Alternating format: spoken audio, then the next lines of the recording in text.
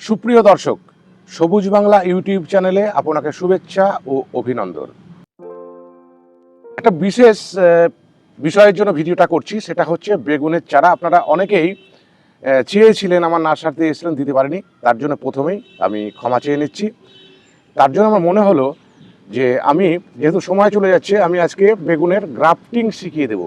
দেখবেন ওয়েস্ট বেঙ্গলে এই গ্রাফটিং বেগুনের চারা যথেষ্ট অভাব রয়েছে।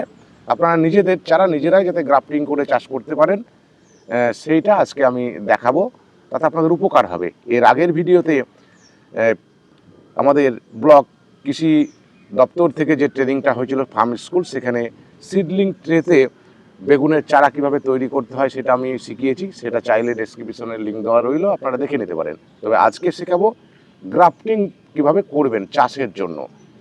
অনেকেই ঘাবড়ে যান, কিন্তু খুব সহজ বিষয়। তো এটা আজকে শিখে নেন, আপনাদের উপকারে আসবে, আপনাদের ইচ্ছা মতো গ্রাফটিং করে চাষ করতে পারবেন। আর বর্তমান সময়ে যদি গ্রাফটিং বেগুনের চাষ না করেন তো সফল হতে পারবেন না, ভালো চাষ করতে পারবেন না। তো কথা না বাড়ি আসুন আমি দেখে নিই। তো এইটা হচ্ছে বন বেগুনের চারা, যেটা আমরা রুট স্টক হিসেবে ব্যবহার করব। সেটা গ্রামে গঞ্জে দেখবেন বন বেগুনের প্রচুর বীজ পাওয়া যায়, সেই বীজটা শুকিয়ে নিয়ে আপনি চারা তৈরি করে নেবেন। আর আপনি যে বেগুনটা লাগাবেন, এটা আমার অক্সিতা ভ্যারাইটি আছে, এর আগেরগুলো করেছিলাম আমি ভিয়েনার 212। তো আপনাদের ইচ্ছা মতো বেগুনের চারা তৈরি করলেন, এটাও করলেন। তবে এটা করবেন আপনি সিডলিং ট্রেতে কিংবা এরকম পিপিতে করবেন, যেহেতু এগুলো অনেক পরিশ্রম, অনেক খরচার ব্যাপার থাকে। তো এই হচ্ছে বিষয়। এবার একটা বলার আছে, সেটা হচ্ছে বেগুনের যে বীজ থেকে চারাটা তৈরি করবেন সেইটা, আর যে রুট স্টক হিসাবে যেটা বন বেগুনের চারা তৈরি করবেন সেটা কতদিন ডিফারেন্স থাকবে। তো আমি বলবো যেটা রুট স্টক হিসেবে ব্যবহার করবেন সেটা 2 মাস আগে বীজ ফেলবেন। আর যেটা আপনার বেগুনের যে জাতটা আপনি সায়ন হিসেবে নেবেন সেটা 1 মাস পরে ফেলবেন। মানে এই দুটো চারার সঙ্গে 1 মাস আগে পরে ফেলতে হবে। এটা 1 মাস আগে পড়লো বা 2 মাস আগে এটা করতে পারেন। আর এটা কম করে 1 মাসের পার্থক্য হতে হবে। একই দিনে দুটো চারা ফেলে কিন্তু আপনার গ্রাফটিং করা সম্ভব হবে না।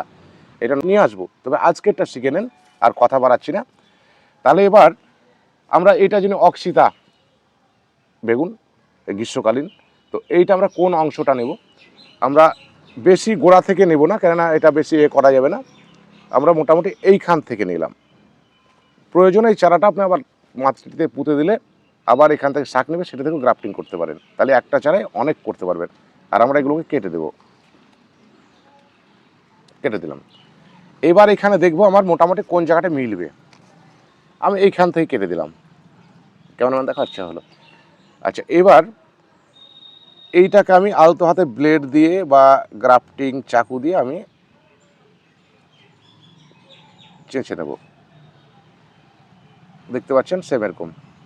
এটা একটু কম হয়েছে না, ঠিকই আছে, হবে এইরকম হবে। এবার এটাকে মাঝ বরাবর চিরে দেন। কমপ্লিট। এবার আসুন এর মধ্যে দিয়ে দেন, যে কোনো একটা সাইড মিলিয়ে দেন, চারা দুই দিক মিলবে না। হ্যাঁ, মিলে গেছে।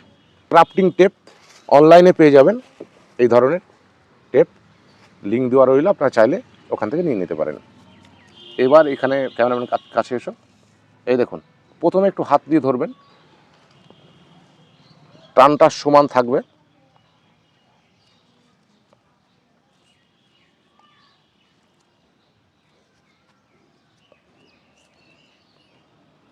দেখানোর জন্য আস্তে আস্তে করছি, আমাদের দ্রুত করতে হয়, তো তখন আমাদের সমস্যা হয় না।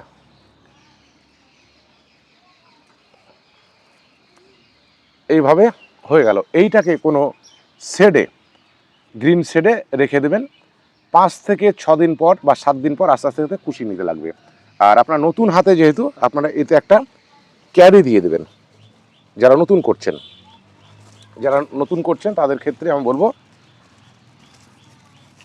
এই ধরুন এরকম একটা ক্যারি মাথায় দিয়ে দেবেন, দিয়ে এটাকে বেঁধে দেবেন এইভাবে। এভাবে বেঁধে দিলেন। এই কতদিন রাখবেন এটা মোটামুটি 1 সপ্তাহ মতো রেখে দেবেন, 5-6 দিন বা 7 দিন। একটা কথা না বললেই নয়, ক্যারি যখন বাঁধবেন আপনাকে কিন্তু গ্রিন শেডে রাখতে হবে না, আপনি সরাসরি রোদে রেখে দেবেন ক্যারি বাঁধলে। এভাবে উপরে যদি ক্যারি দেন 6 থেকে 7 দিন পর ক্যারিটা খুলে দেবেন, তার আগেই দেখবেন এখানে পাতা বেরোতে শুরু করে দিয়েছে।